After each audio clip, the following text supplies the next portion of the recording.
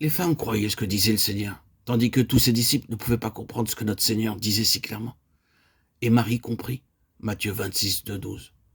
Notre Seigneur témoigna qu'elle n'était pas venue à lui pour obtenir une faveur.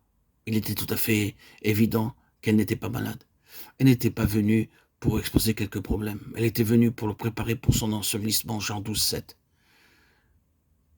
Marie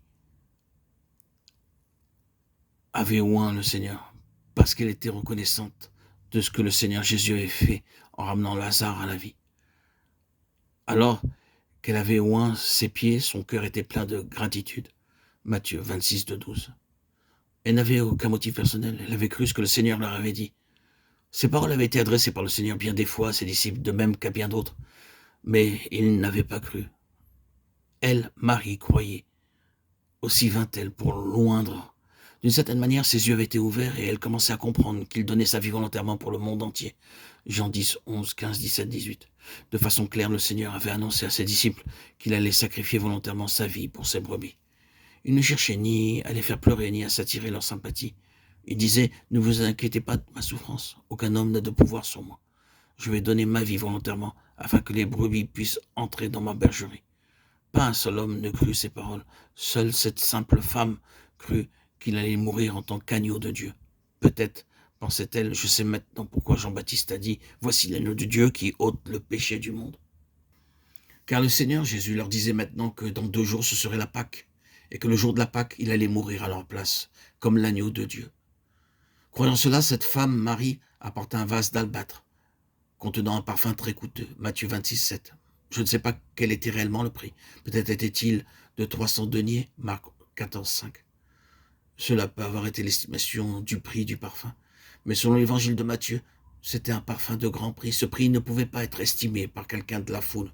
Il était si coûteux. La femme a dû dépenser tout ce qu'elle possédait pour acheter ce parfum.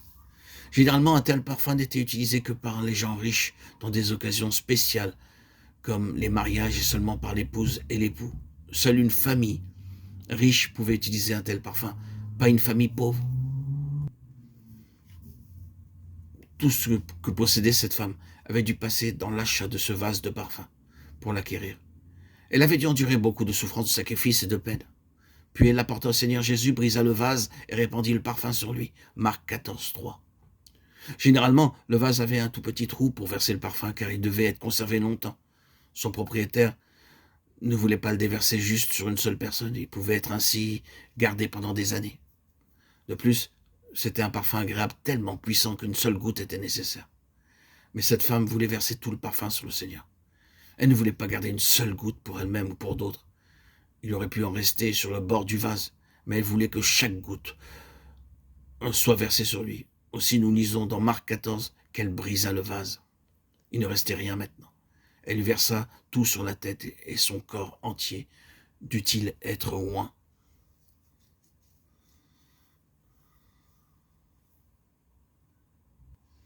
Lorsque le grand prêtre était mis à part, une grande quantité d'huile était versée sur sa tête, et elle coulait de la tête sur la barbe jusqu'aux pieds, psaume 133.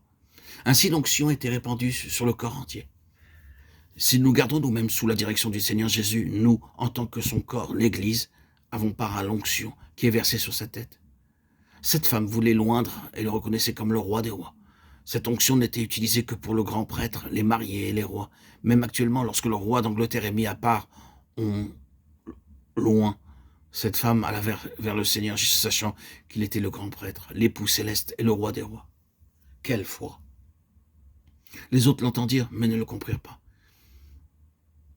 Ils lui firent plutôt des reproches, essayant de l'arrêter dans ce qu'il faisait, ou ils se disputaient pour savoir lequel serait le plus grand et qui aurait la plus haute position dans le royaume.